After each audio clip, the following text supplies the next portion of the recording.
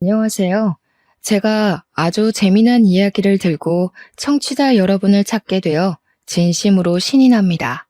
제 나이 40대, 지금은 캐나다에 정착해서 살고 있는 이민자입니다. 처음에는 내 인생이 정말 척박하다, 바람 잘 날이 없다고 생각했는데 마음의 시름을 덜고 난 지금은 아주 재미난 과거가 되었네요.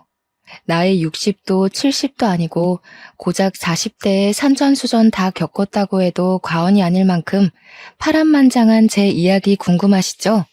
지금부터 한번 털어놔 보도록 하겠습니다. 끝까지 제 이야기를 함께 해주신다면 너무나도 감사할 것 같아요. 제 나이 20대 후반에 결혼을 했었습니다. 그런데 결혼 3년 만에 파경을 맞이했고 지저분한 싸움 끝에 이혼을 하게 되었습니다. 사실 싸움이라고 하기에는 억울하고 제가 일방적으로 당했다고 하는 게 정답일 것 같아요. 왜 이혼을 하게 되었는지 궁금하시죠? 지금 생각해도 어이가 없긴 한데 멀쩡한 제가 불임이라 오해를 받는 바람에 이혼을 하게 되었습니다. 정작 불임이었던 사람은 저의 전남편이었는데 그 누명을 제가 다 뒤집어 쓰게 된 거였죠. 결혼하고 정말 1년이 넘는 시간 동안 아이를 가지기 위해 안 해본 노력이 없을 정도로 힘을 썼습니다. 배란일을 매번 체크하는 건 물론이고 한약도 먹어보고 남편과 저는 엄청나게 애를 썼어요. 시간을 정말 땅에다 버린 거나 마찬가지였죠. 남편과 도무지 안 되었겠기에 병원을 찾아가서 검사를 했는데 제 자궁과 난소의 기능은 100% 정상으로 나왔지만 남편이 문제였습니다. 제 남편은 정자의 기능이 거의 떨어져 있고 정자의 수도 별로 없어서 임신이 어렵다는 불임 소견을 받게 되었어요. 시험관으로도 가능성이 거의 없다면서 이 정도면 고생만 하고 아이를 가지기 어려울 것이라고 병원에서 시험관을 권하지 않았습니다. 나이도 어린데 임신이 안 된다고 하니까 남편은 엄청나게 좌절을 했어요. 그런 남편을 토닥이면서 기운을 차리게 만든 건 다름 아닌 저였습니다. 전 남편에게 그렇게 이야기를 했죠.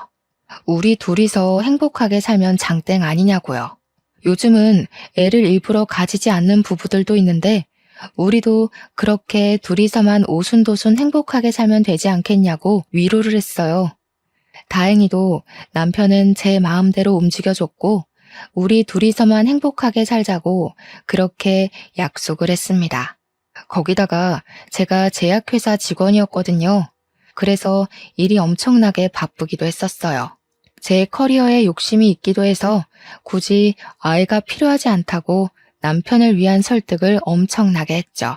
하지만 우리 둘이 그렇게 결정한 것과 달리 시댁에서는 언제 아이를 낳을 거냐, 임신해라, 손주 타령을 어마무시하게 하셨습니다.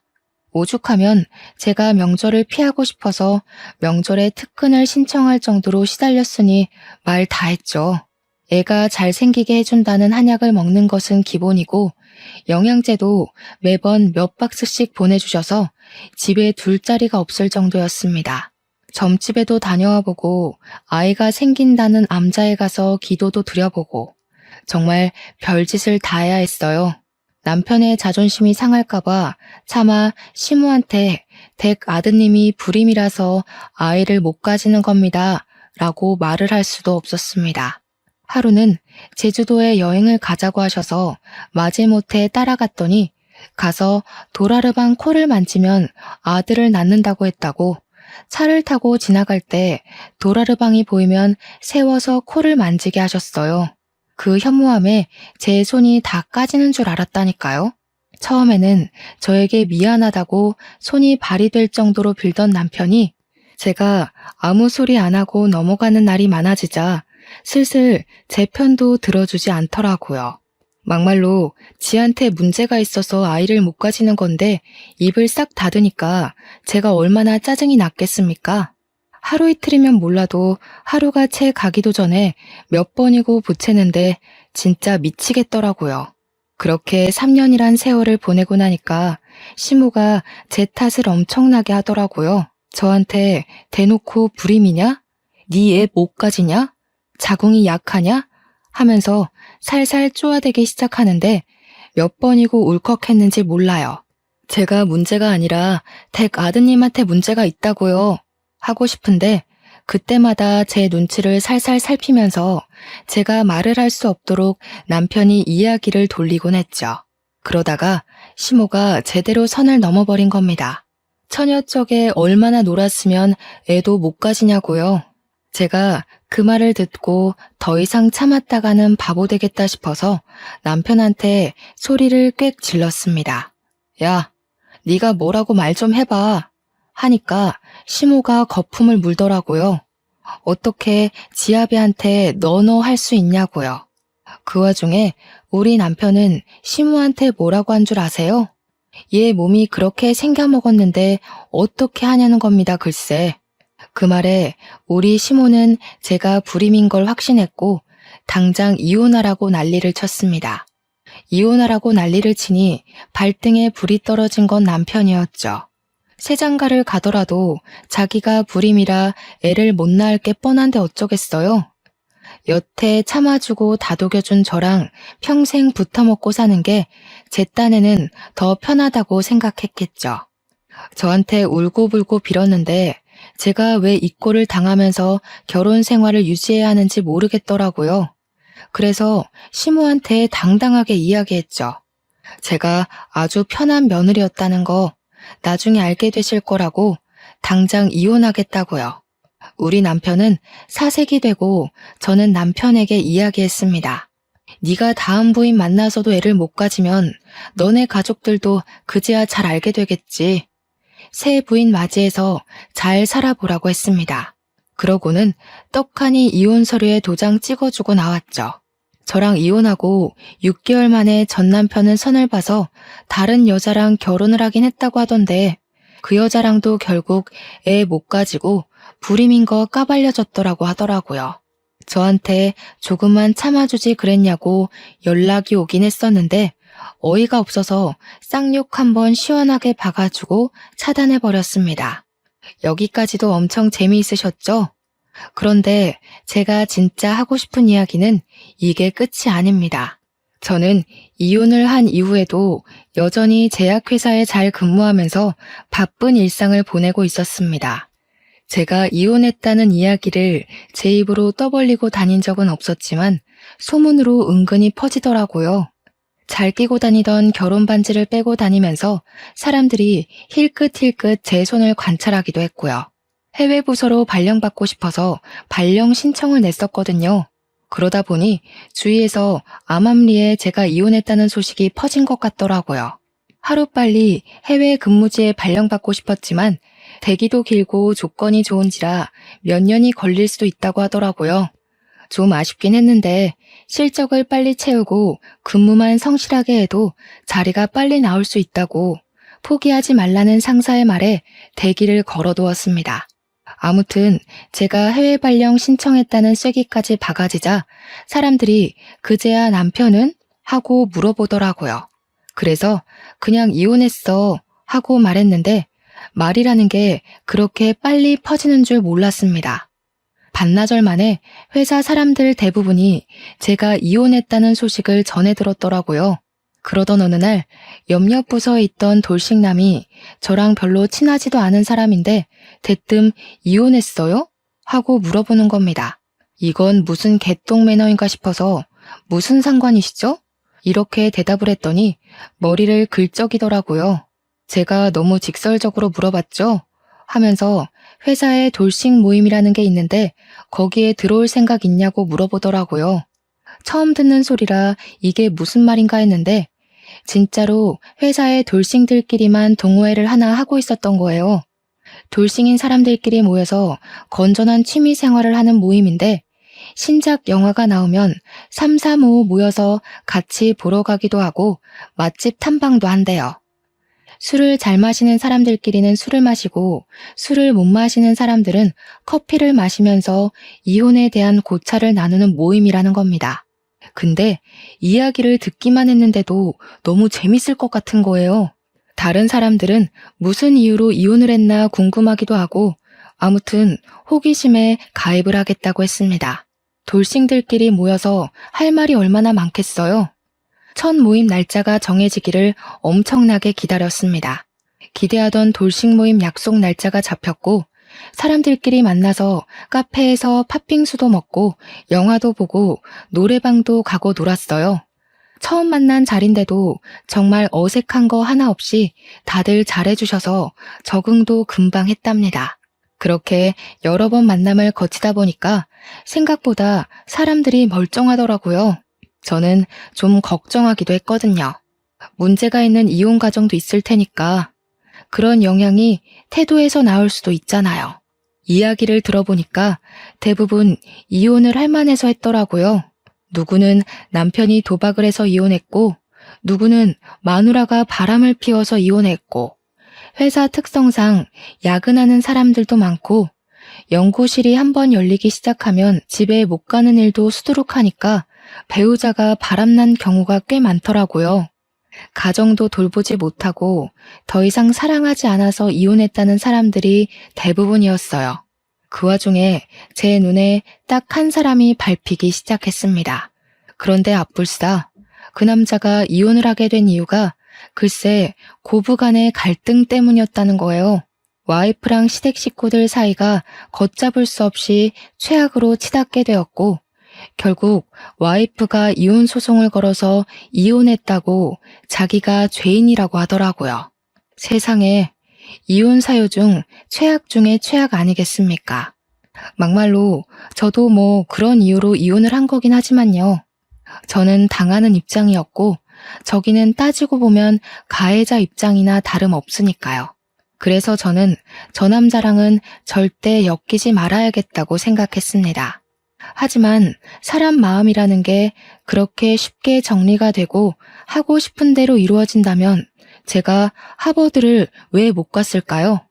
모임의 횟수가 늘어날수록 제가 속수무책으로 빠져들더라고요. 그런 이유가 다 따라붙는다 해도 남자가 너무 괜찮았어요. 연구실 직원이었는데 정말 똑똑하기도 했고 생긴 것도 냉기가 흐르는 미남 스타일이었다고 할까요? 약간 은퇴 안경이 잘 어울리는 지적인 이미지가 가득한 남자 있잖아요. 너무 제 취향이었습니다. 게다가 이 사람도 은근슬쩍 저한테 관심을 표현하는데 어른들의 썸이라는 게 느껴졌달까요? 몇 개월 동안 모임이 지속되면서 술자리도 몇 번 가지고 했는데 어느 날 제 옆에 앉은 이 남자가 술을 마시고 제 손을 은근히 잡아오더라고요. 그런데 그 온기가 너무 따뜻하고 포근하고 좋은 거예요. 결국 저도 마음을 열고 이 남자의 품속에 빠져들게 되었습니다. 그러면서도 마음 한구석에 고부간의 갈등이라는 단어가 콕 박혀서 빠질 생각을 하지 않았어요.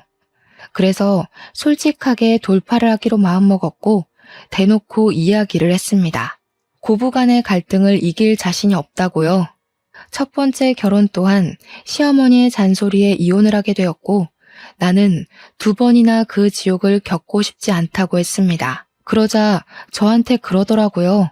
자기도 절대 그런 이유로 2번 다신 이혼하고 싶지 않다고요. 자기가 든든한 벽이 되어주고 무조건적인 편이 되어줄 테니 믿어달라고 하면서 결혼을 하자고 했습니다. 제 나이 34살에 저는 바보 같게도 그 남자를 믿고 2번째 결혼을 결심하게 되었죠. 서로 결혼 이야기까지 나온 마당에 말도 안 되는 일이 발생하고 말았습니다. 바로 제가 신청했던 해외 발령이 떡하니 자리가 났다고 연락이 오게 된 것이었습니다. 이걸 같이 가자고 할 수도 없고 기러기 부부를 하자고 할 수도 없는 상황이 되어버린 것이죠. 게다가 예비 신랑은 제약회사의 꽃이라는 연구실에서 재직하는 연구원이었기에 회사의 중요한 재원이었거든요. 근데 예비 신랑도 저에게 수심이 가득한 얼굴로 할 말이 있다고 시간을 좀 내달라고 하더라고요. 오늘이 날이라는 생각이 들어서 이별을 이야기할 생각으로 퇴근 후에 회사에서 조금 떨어진 카페에 나란히 앉아 이야기를 하게 되었습니다. 먼저 이야기를 하겠다고 하더니 저에게 일을 그만둘 생각이 있냐고 물어보더라고요. 저도 제 커리어를 정말 중요하게 생각하고 있었던 터라 그래서 해외 발령을 포기할 수 없었던 거기도 했고요. 그래서 회사를 그만둘 생각은 전혀 없다. 무슨 일이냐 하고 물어보았죠. 그러니까 저한테 사실은 자기가 해외 발령이 났다면서 6개월 뒤에는 캐나다에 가야 한다고 하는 겁니다. 너무 좋은 기회이기도 하고 해외 연구실에서 직접 배울 수 있는 기회라서 절대 포기하고 싶지가 않대요. 근데 저의 발령지도 캐나다였거든요. 예비 신랑에게 이야기를 했어요. 나도 캐나다에 가야 하는데? 오늘 그 이야기 하려고 했어. 하고요. 그러니까 예비 신랑 얼굴이 눈에 띄게 밝아지는 겁니다. 캐나다에 외국 제약회사와 같이 쓰는 협동 연구실이 있거든요. 그 연구실 옆 건물이 우리 캐나다 지사고요. 같이 가면 되는 거 아니냐고 이게 바로 하늘이 내려준 운명인 것 같다면서 6개월 안에 결혼식을 올리고 캐나다에 가자고 하더라고요. 이별을 생각하고 만나는데 결혼의 급물살을 타게 된 거죠. 그런데 결혼 이야기를 구체적으로 나누고 각자의 집에 이야기를 하기로 했는데 고부간의 갈등이 자꾸 생각나더라고요. 게다가 재혼인데 재혼까지 실패하면 제가 무슨 면목으로 부모님을 뵐 수 있겠어요. 어떻게 해야 하지 고민을 하는 와중에 예비 시댁에서 먼저 저를 보고 싶다고 연락이 왔고 고부간의 갈등을 한번 겪어보자 싶어서 만나러 나갔습니다. 엄청나게 걱정을 하면서 딱 예비 신랑 네 가족을 만났는데 이게 웬걸? 시모에게 문제가 있는 게 아니라 신우가 문제가 있더라고요. 외적인 데서부터 깐깐한 포스가 느껴지는데 얼굴에는 심술이 덕지덕지 붙어가지고 완전 못 되쳐먹게 생겼더라고요. 문제는 성격 또한 진짜 못 되쳐먹었다는 것이었어요. 시모도 그렇다고 착하고 순한 건 아니었지만 은근히 바보 같은 구석이 있긴 하더라고요. 자기 꾀에 자기가 넘어가는 그런 부류 있잖아요. 저한테 시모랑 신우 둘이서 계속 재혼을 걸고 넘어지는데 자기 아들도 재혼이라는 사실을 까먹은 것 같더라고요. 그것도 고부간의 갈등으로 이혼을 하게 된 거였는데 뭘 믿고 자꾸 저한테 재혼 들먹이는지 어이가 없었습니다. 대놓고 물어본 건 아니고 은근히 돌려서 물어보니까 예비 신랑의 전부인이 악기를 다루던 사람이었다고 하더라고요. 할 줄 아는 게 피리 부는 거밖에 없었다면서 그걸로 괴롭혔다고 신우가 자랑스럽게 이야기를 하더라고요. 전부인네 집이 꽤 부잣집이었다는데 살림 하나하나 트집 잡으면서 괴롭히니까 못 버티고 이혼하자고 한 거죠. 그것도 결혼한 지 6개월 만에 이혼을 했대요. 그러면서 저한테 6개월 살고 이혼한 거랑 3년 살고 이혼한 거랑 같겠냐면서 모양 빠지는 건 제 쪽이니까 알아서 잘 하라고 하더라고요. 예비 시모도 예비 시부도 예비 신랑도 아닌 예비 신우가 저한테 그 말을 하는데 얼마나 어이가 없던지. 그러면서 저한테 가풍을 꼭 지켜야 한다면서 한 달에 한 번은 무조건 가족 모임에 참석해야 하고 명절에 친정 갈 생각은 하지 말라고 하대요. 출가 외인은 출가 외인답게 굴으라면서 하자 있는 여자 우리가 품어주면서 재혼시키는 거니까 말 잘 들으래요. 저도 뭐 지지 않고 이야기하긴 했습니다. 신우 되실 분도 그럼 명절에 시댁에 가 있으셔야 하니까 친정에는 방문하지 않으시겠네요? 한 달에 한 번 모임도 꼬박꼬박 하시는 거고요. 제가 알아서 챙길 테니까 출가 외인이면 출가 외인답게 구셔야죠. 그러니까 부들부들 떠는데 그 꼴이 퍽이나 우스웠습니다. 예비 신랑도 저한테 말 잘했다면서 누나가 뭔데 우리 결혼에 감나라 배나라 하냐고 신경 쓰지 말라고 하더라고요. 아무튼 저와 예비 신랑이 6개월 뒤에 캐나다에 가야 하는 걸 양가가 다 알고 있었기에 빠르게 결혼부터 하기로 했습니다. 재혼이기에 식도 간단하게 가족들끼리 올리기로 했고 혼인신고는 비자 문제가 걸려 있어서 먼저 하기로 했죠. 그런데 제 예상 밖의 일이 벌어졌어요. 예비 신우가 생각보다 발이 무척이나 넓은 사람이었더라고요. 저한테 어디 학교를 졸업했냐, 어느 동네에 살았었냐 이것저것 호구조사를 하더니 뒤에서 몰래 알아봤었나 봐요. 결혼식을 코앞에 두고 예비 시모가 저를 부르길래 나갔더니 예비 신우랑 같이 저한테 사기 결혼을 하려고 했다고 혼인 무효 소송을 걸겠다는 겁니다. 저한테 호통을 막 치면서 이야기를 하는데 이게 다 무슨 소린지 영문을 몰라서 가만히 있었죠. 그러니까 예비 신우가 그러대요. 어디 불임인 걸 속이고 재혼을 하려고 했냐고요. 하나뿐인 아들이 대를 이어야 하는데 불임이 웬 말이냐고 소리를 치더라고요. 예비 시모가 가슴을 퍽퍽 펴면서 어디 애도 못 낳는 게 결혼이냐고 신우는 옆에서 야실야실거리면서 이야기하더라고요. 애 낳는 건 축복인데 어떻게 감쪽같이 속이고 결혼을 진행하려고 했어? 이건 사기지 이러면서요. 지는 애가 둘이나 있다 이거죠. 저도 이야기했어요. 어디서 들었냐고 물어보니까 전 남편네 친인척이랑 신우가 한 달이 건너서 아는 사이래요. 그래서 저도 콧방귀를 끼면서 말했습니다. 하나는 알고 둘은 모르시네. 제가 불임인 게 아니라 걔가 불임이었거든요? 라고요. 그러니까 미심쩍어 하면서 신우가 또 어디론가 전화해서 물어보더라고요. 그러더니 큰 소리가 오고 가는데 제 말이 맞는다는 걸 확인한 것 같았어요. 전화를 끊고 나서 제가 의기양양한 표정으로 앉아 있으니까 시모랑 신우가 둘이 속닥속닥 하더니 저보고 이만 가보래요. 진짜 어이가 없어서. 제가 그대로 가면 사람이 아니잖아요. 신우한테 당당하게 사과하라고 이야기를 했습니다. 그러니까 신우가 아니 가족끼리 뭘 이런 걸로 얼굴을 붉히려고 하냐고 되려 큰 소리를 치는 겁니다. 시모는 속 시끄러우니까 이만 가보라고 손을 허이허이 젓고 있고 저도 만만하게 보이면 안 되겠다는 생각이 들어서 사과하시라고요 하고 큰 소리를 쳤어요. 그러니까 저보고 어디서 큰 소리를 내냐고 건수 잡았다는 듯이 호통을 치는 겁니다. 제가 진짜 짜증이 확 나서 앞으로 그냥 저 불임인 줄 알고 사시라고 저 남편한테 이야기해서 애 안 가지고 살게요 했습니다. 그러니까 둘 다 화들짝 놀라서는 아니 무슨 말을 그렇게 하냐고 사과하면 되잖아 할게 하더니 시모가 신우 보고 사과하라고 시키더라고요. 신우가 저한테 아니 옳게 진짜 가지가지 한다. 꼭 사과를 받아야겠어? 하는데 제가 가지가지 하는 김에 더 해볼까요? 하니까 꼬리를 내리더라고요. 그래 내가 미안해 실수했어 하고 사과하자마자 잘 알겠다고 사과를 받아줄지 말지는 생각해 보겠다고 하고 집으로 돌아왔습니다.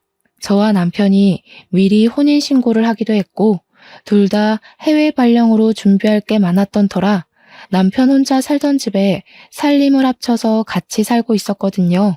남편이 집으로 돌아오자마자 붙잡고 이야기를 죄다 털어놓았습니다.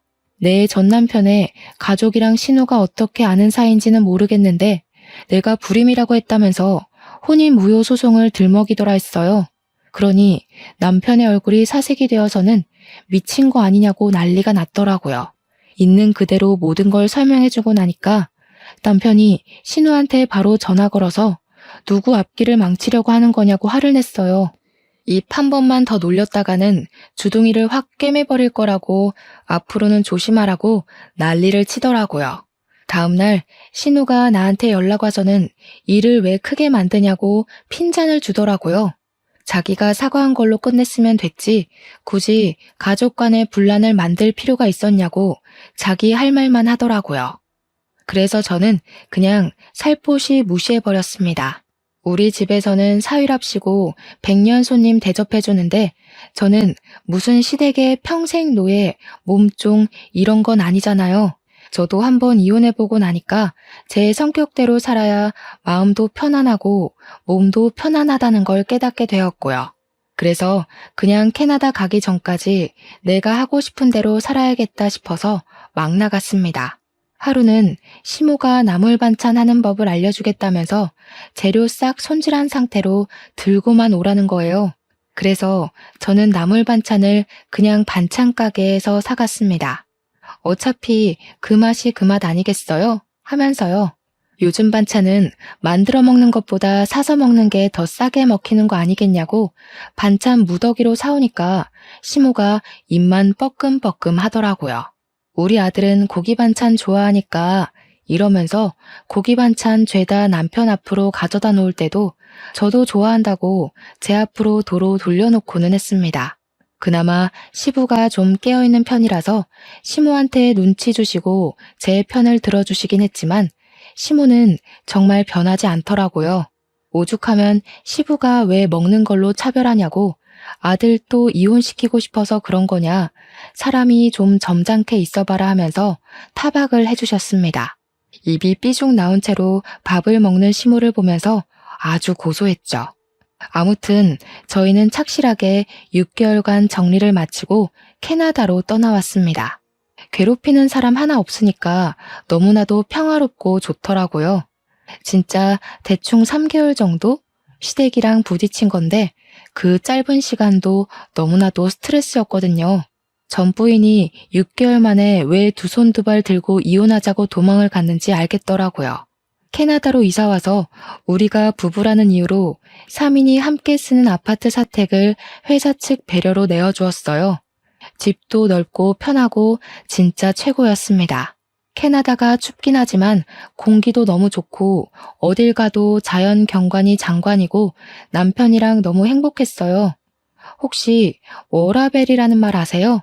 워크라이프 밸런스가 어찌나 좋은지 퇴근도 칼퇴근이고 실적 가지고 쪼아대는 것도 없고, 물론 그만큼 스스로 잘해야 하는 것 환경인 것도 맞지만 한국에서 뼈를 갈아 넣으면서 일했던 경력을 생각하면 여기서는 충분히 하고도 남겠더라고요. 그렇게 우리는 3년간의 해외 계약을 잘 마치고 한국으로 돌아가 보자 하는 마음으로 살았습니다. 물론 임신 계획은 3년 뒤로 미루게 되었죠. 제가 임신을 하게 되면 육아휴직을 내야 하는데 발령까지 와서 그러면 민폐니까요. 캐나다에 와서 처음으로 여름 휴가철이 다가왔어요. 남편과 저에게 2주라는 휴가 기간이 주어졌고 첫 휴가이니만큼 한국에 다녀올까 싶어서 고민을 하고 있었습니다. 우리 엄마 아빠도 보고 싶고 솔직히 시댁 식구들은 별로 보고 싶지 않았지만 친구들도 보고 싶고 한국 음식도 먹고 싶었거든요. 해외 지역 특성상 한식이 좀 비싸서 원 없이 먹기에는 힘들었거든요. 근데 때마침 신우에게 연락이 오더라고요. 휴가 일정이 어떻게 되냐고 물어보더니 대뜸 우리가 캐나다에 안 가봐서 가보고 싶거든 하시는 겁니다. 시모가 우리 사는 것도 궁금하다고 했고 겸사겸사 2주일 정도 캐나다에 가려고 하는데 괜찮지? 하는데 괜찮을 리가 있나요? 저희는 한국 가려고 했다고 이야기를 했더니 그러면 곤란한데? 우리 이미 비행기 티켓 다 끊었어 하는 거예요. 아니, 일정 조율을 미리 하자는 것도 아니고 이미 비행기 티켓 끊었다고 통보하는 건 어디서 배워먹은 버릇인지. 신우는 한술 더 떠서 날짜를 말해주더니 이날 가니까 일정 비워놓으라고 하더라고요. 옆에서 남편은 이러지도 못하고 저러지도 못하고 발만 동동 구르는데 뭐 어쩌겠습니까? 이미 비행기 티켓까지 다 끊어놨다고 하는데 겨울 휴가 때 한국에 들어가자고 꼭꼭 약속을 했죠. 그런데 이 미친 신우가 캐나다에 왔는데 글쎄 아이들 둘에다가 시모까지 넷이서만 덜렁 온 거예요. 그러더니 숙소도 일부러 안 구했다면서 너네 아파트에서 지내면 되겠지? 안내해 하더라고요. 이게 웬 날벼락인가 싶고 진짜 미쳐버리는 줄 알았습니다. 2주일이라는 긴 시간 동안 제가 뭐 했는지 상상이 가시나요? 삼시세끼 신우 시모의 애들 둘 밥 가져다 챙겨야만 했습니다. 남편은 관광지를 돌아다니느라 하루 종일 운전만 했고요. 무려 2주일이나 얻은 휴가인데 남편과 둘이 보낼 시간이 단 1시간도 없었다면 믿어지십니까? 진짜 휴가 날짜 꽉 채워서 왔더라고요. 여기가 밴쿠버인데 토리노에 가고 싶다고 하지를 않나. 로키 산맥을 꼭 보고 가야겠으니 운전을 하라고 하질 않나. 여기서 20시간을 운전해야 갈 수 있거든요. 어디서 유명하다는 관광지는 죄다 알아오긴 했는데 우리 집에서의 거리는 전혀 생각하지 않은 관광지들이었습니다. 남편이랑 저랑 거절하는 것도 하루 이틀이지 정말 2주일 내내 지옥 같은 시간을 맛봐야 했어요. 그것뿐이면 제가 말을 하지도 않죠. 신우랑 시모는 쇼핑하러 가야 한다고 남편 끌고 나가서 운전기사 시키고 저는 애들을 돌보라는 겁니다. 이참에 조카들한테 영어도 가르쳐주고 하라는데 조카들이 초등학교 1학년, 3학년이었거든요. 애들이 제 말을 듣겠습니까? 정확하게 신우의 주니어였어요. 한마디로 개망나니 같은 녀석들이었다 이거죠. 신우랑 시모랑 남편이 나가고 애들 둘이랑 저랑 셋이 남았는데 저한테 딱 그러더라고요. 왜 숙모, 나한테 잘해야 할걸요? 저한테 잘 안 하면 할머니가 잔소리할 거니까. 우리 엄마도 워낙 극성 맞잖아요. 이러는데 진짜 맘 같아서는 이마에 딱밤이라도 때리고 싶은 심정이었습니다. 도대체 초등학교 3학년이 뭐 저리 발랑 까졌는지 답도 없더라고요. 그러더니 저한테 떡볶이가 먹고 싶으니까 당장 떡볶이를 만들어 오라는 거예요. 여기가 무슨 슈퍼에서 떡을 파는 것도 아니고 떡을 어디서 구해온다는 말입니까? 둘째 조카는 외숙모 저랑 말타기 놀이에요. 빨리 엎드려요. 이러고 있고 진짜 죄 없는 남편 멱살 잡을 뻔했습니다. 우리 친정 부모님도 사위 불편할까봐 캐나다 놀러 오겠다는 소리 한 번 없으신데 해도 너무하잖아요. 아무튼 쇼핑 나간 셋이서 저녁까지 먹고 들어오겠다고 하면서 저보고 애들 밥 좀 잘 챙겨주라고 신우가 신신당부를 하대요. 짜증나서 라면 끓여 먹었습니다. 그랬더니 집으로 돌아와서는 외숙모식이나 돼서 스테이크 구워줄 생각은 안 하고 라면이나 먹인다고 지랄지랄을 하더라고요. 제가 너무너무 빡이 치잖아요. 집에서 노는 사람도 아니고 나도 일하는 사람이다. 겨우 받은 여름 휴가인데 누구 뒤치다꺼리를 하는 거냐고 했죠. 신우한테도 대놓고 이야기를 했어요. 여기 와서 쇼핑하는 데만 돈 썼냐고요. 애들 데리고 나가서 스테이크를 사 먹이라고 했죠. 우리도 좀 사주고 하라고 여기 와서 숙소 제공하고 관광지도 다 모시고 다녔는데 수고비는커녕 기름값이라도 준 적 있냐고요. 그랬더니 시모가 가족끼리 뭘 그리 계산적으로 나오냐고 애들이 라면 먹으면 몸에 안 좋으니까 하는 소리지 하는 거예요. 그래서 저도 몸보신하고 싶으니까 몸에 좋은 것 좀 사오시라고 했죠. 그렇게 열이 뻗치는 2주일을 보내고 남편이 신우랑 시모한테 신신당부를 하더라고요. 다음 휴가 때부터는 우리가 한국에 나갈 예정이니까 절대로 캐나다 올 생각하지 말라고요. 여기 회사 사택이라 이렇게 많은 사람들이 묵는 것도 당연히 안 되고 시끄럽게 굴면 안 된다고 조카들 때문에 아랫집에서 항의도 들어왔다고 살벌하게 이야기를 했습니다. 이러면 인사고과에 문제 생겨서 승진도 못할 거고 아들 회사 잘리는 거 보고 싶냐고 하니까 시모가 마지못해서 알겠다고 하더라고요. 신우는 세상 빡빡하게 군다고 대기업 너만 다니냐고 구시렁거리는데 신우네는 대기업 다니는 사람 없거든요. 겨울 휴가 때는 일정을 미리 공유하지 않기도 했고 남편이 했던 말이 있어서 그런지 캐나다에 오겠다는 소리가 없더라고요. 그래서 준비했던 대로 한국에 나가서 국내 여행을 쭉 돌았습니다. 시댁에는 딱 하루만 갔고 남편이랑 둘이 제주도도 다녀오고 친정에서도 며칠 쉬고 친구들도 만나고 했어요. 시모만 우리 아들 한국 왔는데 왜 이렇게 얼굴 보기가 힘드냐고 우는 소리를 했는데 남편이 쉬러 온 거니까 집에 안 갈 거라고 못을 박더라고요. 그래도 마음에 걸리긴 했는지 혼자 시댁에 하루 갔다 오더니 저한테 안 따라가길 잘했다고 하대요. 시모가 며느리 일 시키려고 잔뜩 준비를 해놨더래요. 제가 안 가서 신우랑 시모가 일 다 했다면서 다음에도 가지 말라고 하더군요. 겨울을 한국에서 잘 보내고 다시 캐나다로 들어와 회사 일에 치여 엄청 바쁘게 지냈습니다. 그렇게 또 여름 휴가가 왔는데 남편이 이번에는 미국으로 가서 휴가를 보내고 오자고 하더라고요. 그런데 아니나 다를까 신우한테서 연락이 오더라고요. 이번 여름 휴가는 언제냐고요. 저희 미국 갈 거예요. 하고 이야기하니까 그러면 곤란한데? 이러더니 우리 애들 좀 보내려고 했다고. 캐나다에서 영어 배우면 좋잖아. 아니면 미국으로 보낼까? 데리고 좀 갔다 와 하는 겁니다.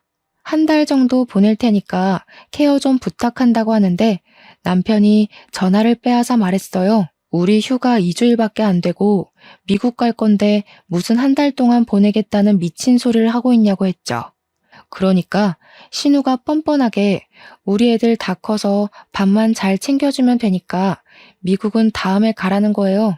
남편이 보내기만 해보라고 공항에서 국제 미화되는 꼴 보고 싶으면 그렇게 하라고 했더니 신우가 가족끼리 너무하다고 난리더라고요. 그렇게 여름 휴가는 남편과 저와 둘이서 미국 여행을 잘하고 돌아왔습니다. 캐나다도 좋은데 미국도 진짜 좋더라고요. 그 다음 휴가 때 진짜 진상 신우의 제대로 된 모습을 볼 수 있었습니다. 이번에는 신우도 작정을 했는지 갑자기 연락이 와서는 우리 애들 내일 캐나다 들어가니까 공항에서 픽업 좀 하라는 거예요. 제가 놀래서 애들끼리 온다고요? 했더니 다 컸으니까 상관없다고 밥 잘 챙겨주고 숙제 좀 도와주고 영어 공부도 시켜줘 하고는 끊더라고요. 남편이 열받아서 계속 전화를 걸었는데 그 뒤로는 아예 남편 전화도 제 전화도 수신 거부를 했는지 받질 않았습니다. 남편이 찜찜하니까 어쩔 수 없이 공항에 나갔는데 진짜로 몸만한 캐리어 2개를 질질 끌고 조카들 2명이 덜렁 캐나다에 온 거예요. 남편이 너네 언제 돌아가냐고 물어보니까 한 달 뒤에 간다고 하더래요. 숙제에 영어책에 한아름 짐을 들고 왔는데 제가 이걸 다 언제 하냐고 물어보니까 외숙모랑 하면 된다던데요? 하고 있더라고요. 진짜 한 달 동안 제가 애들 수발을 다 들었는데 진심으로 아이 낳는 게 왜 축복인지 모르겠더라고요. 초등학교 2학년, 4학년이 제 말을 들어줄 리도 만무하고 죽는 줄 알았습니다. 애들은 햄버거 먹고 싶다, 피자 먹고 싶다 난리도 그런 난리가 없는데 진짜 애들 손에 $100 한 장도 안 쥐어 보냈더라고요. 그러면서 첫째 조카가 뭐라는 줄 아시나요? 엄마가 메이플 시럽을 사오라고 했다며 사흘 목록을 적어줬다고 종이를 건네더라고요. 무슨 캐나다 화장품에 생필품에 조미료에 많기도 더럽게 많더라고요. 애들한테 웃으면서 돈은 가지고 왔냐고 물어보니까 외숙모가 사줄 거라고 했어요 하는데 진짜 신우 머리채 잡고 싶었습니다. 그래서 그냥 저도 될 대로 되라 하고 하나도 안 사줬어요. 남편도 열받았는지 왜 그런데 우리 돈 쓰냐고 사주지 말라고 했고요. 그런데 애들 밥을 굶길 수는 없지 않겠어요? 그래서 밥만 정말 덜렁 해줬습니다. 저희도 한 달 내내 휴가를 받을 순 없어서 출근을 해야 했거든요. 출근할 때는 애들한테 알아서 집 보라고 그러고 나갈 수밖에 없었죠. 근데 집에만 돌아왔다 하면 집이 개 난장판이 되어 있는 거예요. 자기들끼리 뭐 해먹겠다고 난리를 친 건지 하루는 주방이 완전 밀가루 범벅이 되어 있었습니다. 화가 나서 너네 이게 다 뭐 하는 짓이니? 하고 소리를 치니까 쿠키 좀 구워 먹어볼까 했다고 유튜브 보면 다 나온다고 당당하게 말하는데 아이고 두야. 너네가 다 치우라고 청소하는 법도 유튜브 찾으면 나온다고 했더니 조카애가 울면서 신우한테 고자질을 하더라고요. 외숙모가 구박해서 여기서 더는 못 지내겠다고 했는지 신우가 난리를 치는데 그 엄마의 그 딸이더군요. 결국 난리치는 신우 목소리 듣기 싫어서 남편에게 토스했죠. 그랬더니 남편도 쌓아둔 게 많았는지 신우한테 진짜 분노의 지랄을 하더라고요. 애들한테 돈 한 푼 안 주고 캐나다까지 보내는 건 어디서 배워먹은 진상짓이야? 자기들이 집 난장판 만든 건 생각도 안 하고 누구 보고 치우라고 고자질을 해대고 앉았어? 애들이 뭘 보고 자랐으면 가정교육이 이따위겠냐고. 진짜 쪽팔린 줄 알아. 조카들도 남편이 화내는 걸 처음 본 건지 잔뜩 쫄아서는 그 뒤로 착실하게 공부만 하더라고요. 그 다음부터 신우가 휴가 때 애들을 캐나다에 보내겠다는 소리도 쏙 들어갔고요. 저희는 3년 동안의 해외 발령을 무사히 마치고 한국에 돌아가게 되었는데 그즈음 제가 임신을 하게 되었어요. 만삭 때 육아휴직을 내기로 해서 임신 중에도 일을 하고 있었죠. 그런데 캐나다에서 협업했던 외국 제약회사에서 꾸준히 남편에게로 스카우트 콜이 들어왔습니다. 우리 남편의 연구가 마음에 들었다고 연봉 협상도 원하는 대로 해주겠다고 하는데 한국 생활보다 캐나다 생활이 좋았던 터라 고민이 되더라고요. 그래도 일단 임신 중이니까 조금 더 고민을 해보기로 했어요. 애 키우기는 한국만한 곳이 없으니까요. 아무튼 한국에서 살 집은 친정 옆으로 정했습니다. 제가 임신을 했다는 게 크게 작용해서 친정 근처로 온 건데 시댁에서 난리가 난 거예요. 시댁 근처로 와야지 우리 아들을 엄한데 뺏기게 생겼다고요. 남편은 시댁 근처 가면 피곤해진다고 싹 무시했어요. 그렇게 임신 18주쯤 되었을 때 일이 터지고 말았습니다. 시무랑 신우가 마사지를 가야겠다면서 저에게 애들을 봐달라고 하더라고요. 애들도 초등학교 6학년, 4학년이었으니까 대충 숙제만 시키면 된다고 하길래 알겠다고 했죠. 근데 제가 임신을 하고 나니까 시도 때도 없이 졸린 거예요. 그래서 소파에서 잠시 자고 있었는데 둘째 조카가 숙제 다 했다고 놀아달라고 저를 깨운 거죠. 너무 푹 잠들었던 터라 잠이 덜 깬 상태로 왜 하고 있는데 일어나 보라고 하면서 둘째 조카가 제 배 위로 올라타선 심한 응석을 부렸습니다. 그런데 순간 배가 너무 아파서 눈앞이 핑 돌면서 배가 미친 듯이 땡기고 식은땀이 줄줄 나는 거예요. 30시간 같은 3분이 지났는데 배가 괜찮아지지 않고 점점 뭉치는 느낌이 들고 아랫배가 찢어지는 느낌에 땅바닥에 주저앉고 말았는데 조카 2명이 저를 손가락질을 하더라고요. 와, 아픈 척 지리고 오지고. 이 말을 내뱉는데 순간 눈물이 줄줄 나는 겁니다. 때마침 시부가 집에 왔고 제가 배를 붙잡고 대굴대굴 구르는 걸 보고 급하게 119를 불렀어요. 병원에서 하는 말이 정말 큰일 날 뻔했다고, 아기가 튼튼하고 산모의 자궁이 튼튼해서 버틴 거라고, 하마터면 유산할 뻔했대요. 시부가 열받아서 씩씩거리고 남편도 헐레벌떡 오고 시무랑 신우도 병원에 왔는데 신우가 뻔뻔하게 애들이 장난 좀 쳤다던데 뭘 이렇게 유난이야? 라며 짓거리는 겁니다. 남편이 열받아서 씩씩대는데 옆에 서 있던 시부가 신우 따귀를 확 날려버렸습니다. 너 때문에 귀한 손주 잃을 뻔했는데 어디서 뻔뻔하게 그딴 소리를 짓거려? 뺨 맞은 신우랑 시무랑 둘 다 얼어붙어 있었죠. 엄마고 누나고 꼴도 보기 싫어. 당신네들 꼬락서니 보기 싫어서 우리 이민 갈 거야. 찾아올 생각도 하지 말고 연락도 하지 마. 진즉에 내가 첫 번째 이혼을 했을 때 인연을 끊었어야 했어. 그 말에 시무가 사색이 돼서 아들아 하는데 시부가 당신은 아들이라 부를 자격도 없다고 고래고래 화를 냈어요. 우리 친정 부모님도 소식 듣고 오셔서는 열받아서 시모한테 한 소리 하시더라고요. 도대체 가정교육을 어떻게 시켰길래 줄줄이 집안 망신을 이리도 시키십니까? 2번 다신 우리 딸한테 연락도 하지 마세요. 내가 우리 사위 봐서 참는 겁니다. 시부가 고개 숙이고 죄송하다고 이야기하고 신우랑 시모 보고도 사과하라고 호통을 쳐서 결국 신우랑 시모도 저한테 무릎 꿇고 사과를 했습니다. 아마 우리 부모님이나 시부 아니었으면 사과도 안 하고 뻔뻔하게 굴었겠죠. 물론 저도 그 사과를 받아주진 않았습니다. 결국 안정이 필요하다는 말에 저는 육아휴직을 일찍 쓰려고 했고 남편은 진지하게 이민을 가자고 했습니다. 남편이 연봉이 오를 테니 생활비 걱정은 안 해도 될 것 같다며 캐나다에서 재취업 준비를 하는 게 어떻겠냐고 했어요. 결국 저희는 이민을 결정했고 시부에게만 이야기를 했습니다. 빠르게 한국 생활을 정리하고 남편은 스카우트 제의가 왔던 외국 제약회사에 취직을 했고 저는 출산을 무사히 마쳤답니다.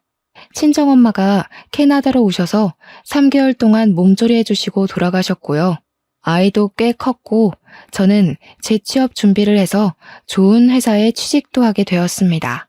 시무랑 신우는 어떻게 되었냐고요?